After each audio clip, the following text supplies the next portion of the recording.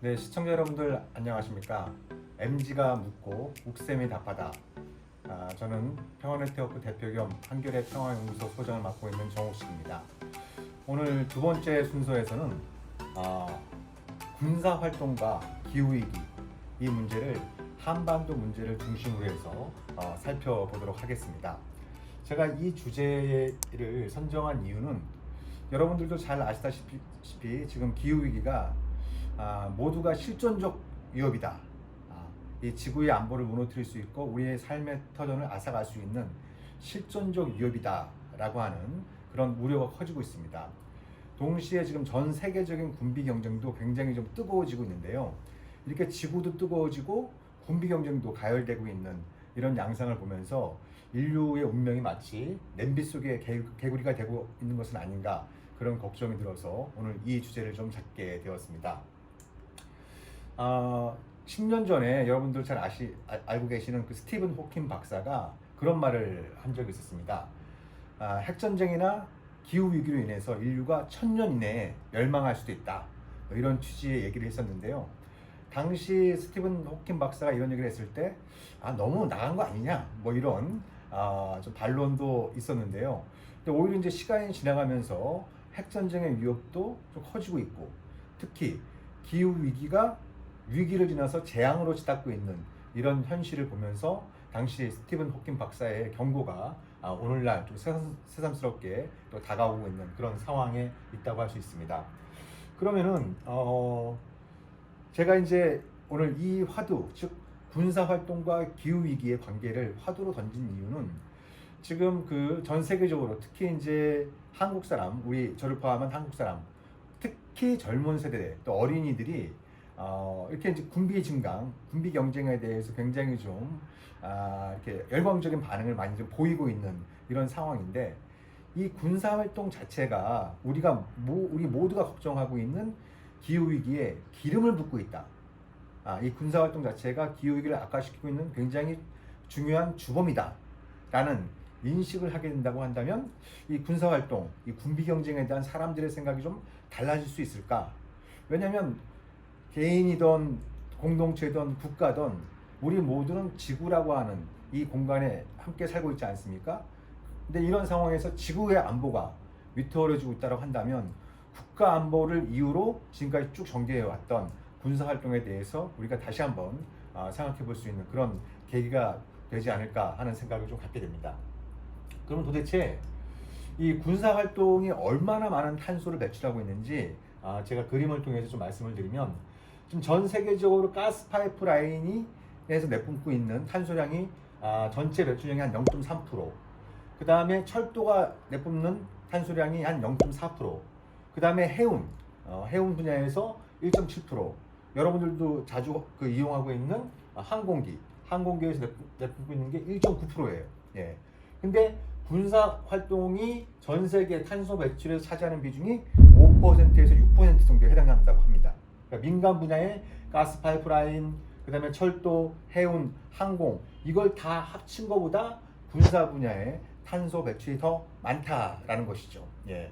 아마 이 방송을 보고 계신 시청자 여러분들께서도 굉장히 좀 생소한 내용이다라는 생각이 들 텐데 이건 이제 여러 학자들의 연구 결과를 통해서 확인이 된 내용이다 이렇게 말씀을 좀 드릴 수 있습니다. 하나 이제 좀 실감나는 좀 예를 좀 들어보면은 가끔 이제 우리나라에도 미국의 전략 폭격기가 전개되기도 하지요. 이제 괌이나 미국 본토에서 B1, B2, 최근엔 B20이라고 하는 신형 스텔스 전투기도 나오긴 했습니다만 이런 그 전략 폭격기가 1시간 동안 내뿜는 탄소량이 자동차 한 대가 7년 동안 내뿜는 탄소량과 거의 비슷하다고 합니다. 예, 그러니까 이런 어떤 이제 무기와 장비, 특히 많은 연료를 사용하는 이런 전투기를 비롯한 전략 폭격기 이런 데서 막대한 탄소가 배출되고 있다는 것을 이 비교를 통해서도 우리가 알 수 있겠죠. 예, 그러니까 이것이 이제 단순히 이 군사 분야와 기후 위기의 관계를 생각할 때 이것이 단순히 무기와 장비가 막대한 탄소를 배출하고 있다. 여기에만 국한되고 있는 것이 아닌데요. 이것이 지금 막대한 탄소를 배출하고 있음에도 불구하고 기후 위기 대처에 거대한 지금 구멍이 되고 있습니다. 예를 들면 그 유엔 기후변화 협약이 있지 않습니까? 이 협약의 회원국들은 매년 얼마만큼의 탄소를 배출하는지 유엔에 보고하게 되어 있습니다. 그런데 군사 분야는 자발적 보고의 대상이에요. 즉 회원국들이 보고를 해도 되고 안 해도 되고, 또 보고를 해도 그게 얼마만큼 정확한지 검증 절차가 없는 그런 어떤 상황에 있다 보니까 이 군사 활동이 기후 위기 대처에 거대한 구멍이 되고 있다, 이런 지적들이 좀 나오고 있고요. 그리고 이제 이 군사 활동을 통해서 군비 경쟁에 의해서 지금 막대한 재원이 소비가 되고 있는데 2022년 올해 전 세계 군사비가 한 2조 3천억 달러 정도에 달한다고 합니다. 네. 근데 만약에 그런 2조 3천억 달러 가운데 예를 들면 한 5%나 혹은 10% 정도를 갖다가 기후위기 대처에 사용한다고 한다면, 그러면은 이제 기후위기 대처의 양상이 달라질 수 있는데, 오히려 지금 기후위기 대처에 대한 예산 배분, 특히 이제 선진국들이 개발도상국에 약속했던 기후금융 매년 1,000억 달러씩 제공하겠다라고 하는 약속조차 잘 지켜지지 않고 있거든요. 그것은 돈이 없어서라기보다는 그 돈을 엉뚱한데, 특히 군사활동에 많이 지금 낭비하고 있기 때문이다라고 말씀을 드릴 수가 있겠죠. 네. 그리고 이제 기후위기가 심각해지면서 이것이 이제 분쟁과 갈등의 중요한 원인으로 부상하고 있다. 특히 이제 중동이라든지 아프리카, 그리고 또 이제 최근에 기후변화 그 총회에서도 확인되고 있는 것처럼 남태평양에 있는 소국들, 이런 나라들은 해수면이 상승하면서 나라 자체가 사라질 위기에 처해 있다. 이런 걸 통해서 알 수 있는 것처럼 이 기후 위기가 악화되면서 분쟁과 갈등, 또 국가 안보에 중대한 요인으로 부상하고 있다는 것을 또 우리가 확인할 수 있습니다. 그리고 이것이 이제 그렇다고 한다면 이런 기후 위기 대처를 위해서는 국제사회의 협력, 국가 간의 협력이 대단히 중요하지 않습니까? 그러나 최근에 뭐 러시아의 우크라이나 침공, 또 미국과 중국 사이의 전략 경쟁이 격화되고 여기에 또 많은 나라들이 줄서기를 하면서, 그러면서 이제 기후 위기 대처에 필요한 국제 협력이 주변으로 밀리고 서로를 적대시하고 상대방보다 더 강해지겠다, 이런 어떤 경쟁이 격화되면서 국제 협력이 약화되고 있는 이런 어떤 악순환들이 계속 좀 만들어지고 있다, 이렇게 좀 말씀을 또 드릴 수가 있습니다. 그러면 한반도는 어떨까요? 한반도야말로 이 기후위기가 가장 취약한 지역 가운데 한 군데이면서 동시에 군사활동이 가장 활발하게 전개되고 있는 그런 지역이다라고 말씀을 드릴 수가 있는데요. 가령 지난 100년 동안 전 세계 지구 평균 기온이 0.74도가 상승했다고 하는데, 한국 같은 경우에는 같은 기간에 1.7도, 북한 같은 경우에는 1.9도 이렇게 기온이 올라갔다고 해요. 예. 여러분들 이제 뉴스를 통해서 뭐 한국이라든지 또 북한의 여러 가지 극한 기후에 의해서 자연재해가 많이 발생하고 있다는 소식을 접하고 계실 텐데, 그만큼 이 한반도가 기후위기 취약 지역이다라고 말씀을 드릴 수 있습니다. 동시에 이제 군사활동도 굉장히 활발하게 전개되고 있는데, 예를 들면 이제 얼마 전에 그 비질런트 스톰이라고 하는 한미연합 공중훈련이 실시가 됐습니다. 이 훈련에 6일 동안 한국과 미국의 군용기, 전투기를 비롯한 군용기가 240여 대가 훈련을 벌였는데, 이 240여 대의 군용기가 6일 동안 내뿜은 탄소량을 제가 주먹부구식으로 좀 계산을 해보니까 약 한 5,000톤 정도에 해당되고, 이 5,000톤이라는 양은 3,500대의 차량이 1년 동안 내뿜는 탄소량과 비슷하다, 이렇게 좀 말씀을 드릴 수가 있습니다. 그래서 이 한반도의 현실은 기후위기에 대단히 취약한 지역이면서 군사활동이 가장 활발하게 전개되고 있다. 우리가 그 관계를 이해를 한다고 한다면 우리가 이제 한반도 문제에 대한 접근 방식도 달리할 수 있는 그런 여지가 있지 않을까, 그런 생각을 또 아울러 갖게 됩니다. 뭐 이런 상황에서 지금 한반도 위기 자체가 좀 뉴노멀이 되고 있습니다. 이제 북한 같은 경우에도 굉장히 좀 달라진 모습을 보이고 있는데, 예를 들면 이제 올 가을에 뭐 한미연합훈련, 또 한미일연합훈련이 실시가 됐었는데, 과거 같은 경우에 북한은 주로 그런 연합훈련에 대해서 말로 비난을 많이 했었습니다. 근데 이번에는 눈에는 눈, 이에는 이, 이런 식으로 하나하나 꼼꼼히 군사적인 맞대응을 선택했다라는 것을 이번에 올가을의 위기에서 확인을 할 수 있었고요. 여기에 대해서 한미일 역시 굉장히 좀 강경한 태도를 보이고 있습니다. 북한은 연합훈련을 중단하라라고 요구를 하고 있는데, 오히려 연합훈련을 강화하고 확대하는 이런 어떤 방식으로 가고 있다. 그래서 이제 이런 상황에서 한반도 위기는 좀 심화되고 있는데 과거와는 다르게 갈등의 중재자는 잘 보이고 있지 않다.